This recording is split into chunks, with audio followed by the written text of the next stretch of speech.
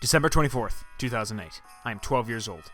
I'll give you all a moment to let that sink in. Me and my family are opening Christmas presents that night because we're weird and Swedish. But what's this? Big box lying there, all wrapped up. Tag says, to Adam, from Satan. My family wasn't the best at spelling.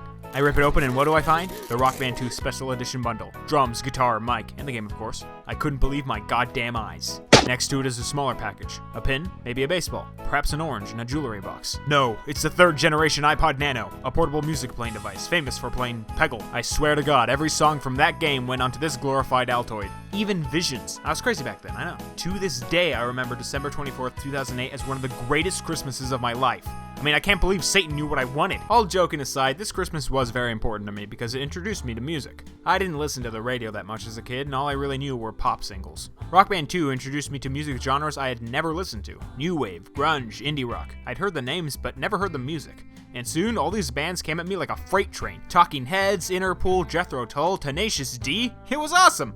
And rightfully so, because Rock Band 2 was the game where everything clicked. Rock Band 2 released on September 14th, 2008, and man did it deliver.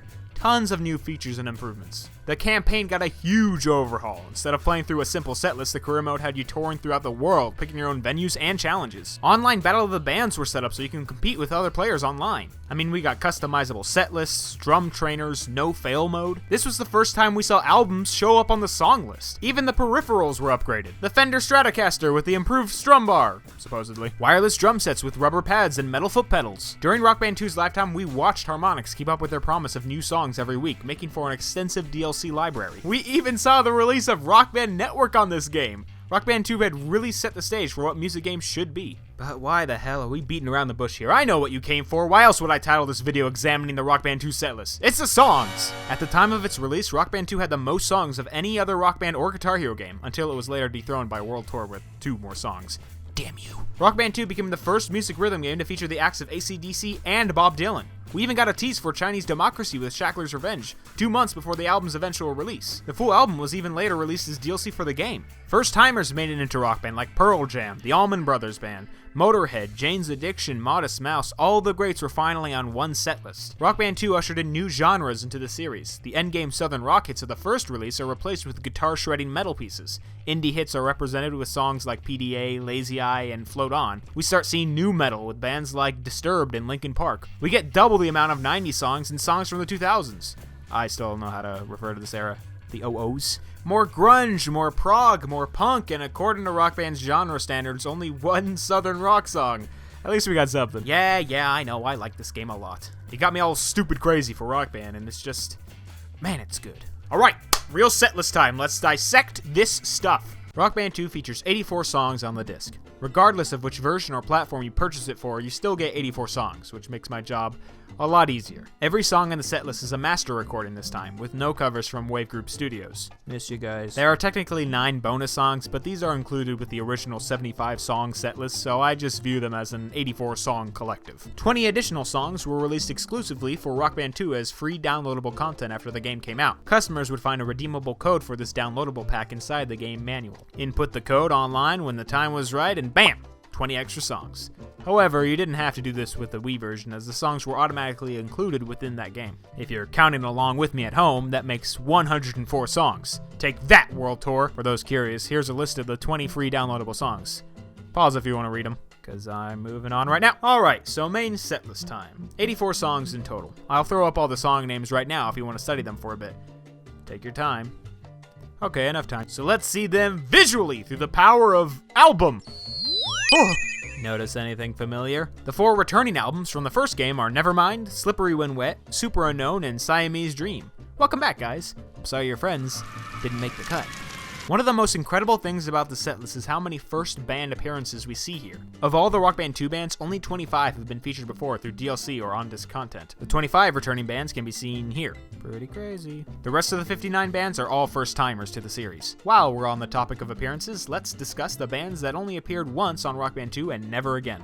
Now, when I say once, I mean that at this current time, they only hold one song in the series. Some bands got DLC, but the songs were later delisted, so technically at this moment they appear once. I'll save those for the end to explain. Also, I'm not counting Rock Band Network appearances as that system has been shut down, and it's a whole other beast to tackle. Alright, so with those rules, the bands that currently only show up once for the Rock Band 2 setlist are Spec, Survivor, Modest Mouse, Lit, The Donnas, Bikini Kill, That Handsome Devil, Rat, Breaking Wheel, Norman Greenbaum, The Sterns, Bob Dylan, Abnormality, and Libyans. The Libyans?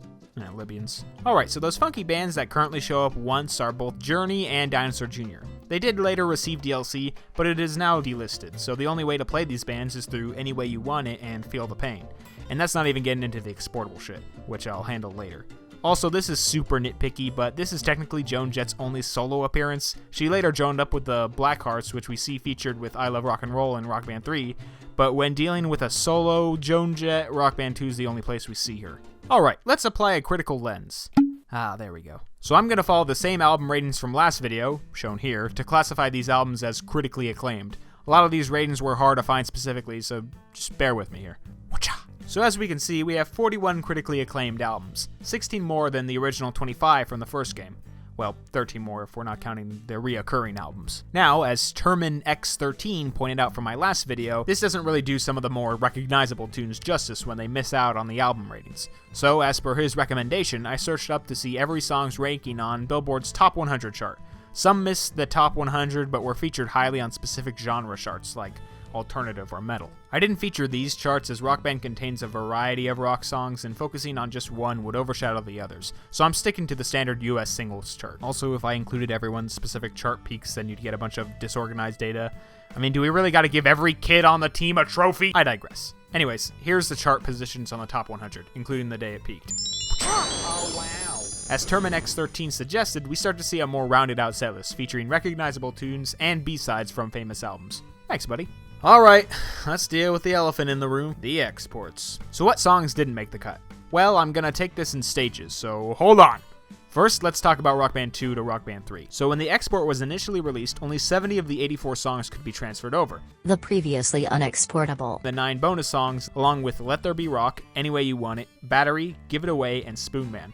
On January 4th, 2011, these 9 bonus songs that I listed earlier were available to download to Rock Band 3 through a free DLC pack. This takes us up to 79 songs. But what about the other 5? Well, Rock Band Blitz is here to save the day. This Amplitude-looking downloadable game featured both Give It Away and Spoon Man on its setlist. If the setlist was transferred to Rock Band 3, you would still get those songs. Even if you didn't purchase Blitz, both Give It Away and Spoon Man were later added to regular DLC for us plebeians. Also, Let There Be Rock was featured again in some capacity with the AC/DC Live track pack, which featured a live version of that song on its setlist. The setlist could be exported back into Rock Band 3 and 4, but not purchased from the store. So if you still have your AC/DC Live disc, you have a chance to bring Let There Be Rock back from the dead. So 82-ish made it back. Sadly, Any Way You Want It and Battery can never be exported.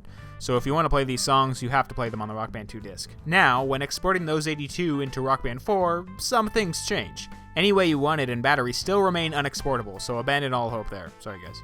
But Spoon Man, Give It Away, and Let There Be Rock can still be obtained. However, those 9 bonus songs had some issues coming over. Many of them were included with a free Rock Band 4 track pack, which added bonus songs from Rock Band 1 and 2, along with some forgotten DLC, like Tijuana Sweethearts 7. I was wrong, I admit it. However, this pack did not include Supreme Girl, Visions, or Welcome to the Neighborhood, so the only way to play those 3 is through either Rock Band 2 or Rock Band 3. Still, 79 songs making it to Rock Band 4 ain't so bad. So those are the setlist statistics. That's hard to say. Now let's throw all that boring nerd stuff aside and go into the Adam Awards! Hit it! From an empty part of YouTube, here is your host, Ajakes. Hey, whoa. Oh man. Welcome everyone to the Adam Awards. My name is Adam, also known as Ajakes. Fuck you! Hey, you ain't kidding, man. So let's start this off with biggest fuck you. That's gonna go to Visions by Abnormality. I mean, what is this? It's just noise. It's all it is. Biggest disappointment after listening to the song a lot, then playing it on guitar. What is this? Makes sense, huh? E-Pro by Beck. I'm still confused. I love this song, but I should have realized it would just be like one riff over and over again. Oh well. Biggest surprise! Dude, come on, dude. What the hell? Go for Cats by Squeeze. What? Biggest turnaround on a song. Teenage Riot by Sonic Youth. I hated this song when I first played it, but that was when I was a kid, and now I'm a man.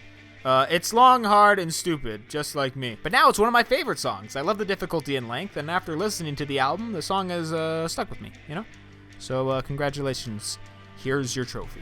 Biggest song that stumped my cousin when she knew the lyrics on vocals. So specific. You Oughta Know by Alanis Morissette. I wonder what she's saying. And finally, the biggest, best songs that Adam played on guitar. Ace of Spades, Alive, Carry On My Wayward Son, Lazy Eye, and Teenage Riot.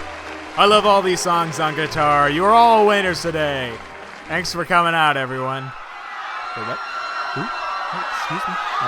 There seems to be a change. Moonlight? Alright, all jokes aside, this game really influenced my music preferences by introducing me to a variety of bands and genres. I think many people will agree that while it doesn't have more of the recognizable hits of Rock Band 1, Rock Band 2 has fantastic representation across rock music as a whole. Additionally, Rock Band 2's instrument tracks are greatly varied between songs, meaning no matter what instrument you play, you'll probably be greeted with a challenge and some fun. This setlist paved the road for all the future artists to be released throughout the rest of the series. I mean, with AC/DC and Bob Dylan in their pocket, where else could they go? I love the setlist, and although it might not have all the recognizable tunes from the first game, it features music that I'd like to learn more about. Rock Band 2 ended up being a learning experience in terms of music for me, and for that, Harmonix, I commend you. Now, who wants my Nano? It comes pre-installed with Visions. Hey, thanks for watching my video. And I ain't kidding. After the response from the last video, you guys really got me hyped to make the second. More will be coming soon in the future. Who knows when. Thanks to everyone who responded and gave feedback from my first vid. I appreciate the discussion. Also, a special thanks to those who found errors in that first video, too. I added your corrections to the annotations so people will know, along with your credit, of course. If you catch anything in this one, be sure to let me know. I'd be curious to hear everyone else's experiences with Rock Band 2, so please bring it up to me in the comments and we can talk about it.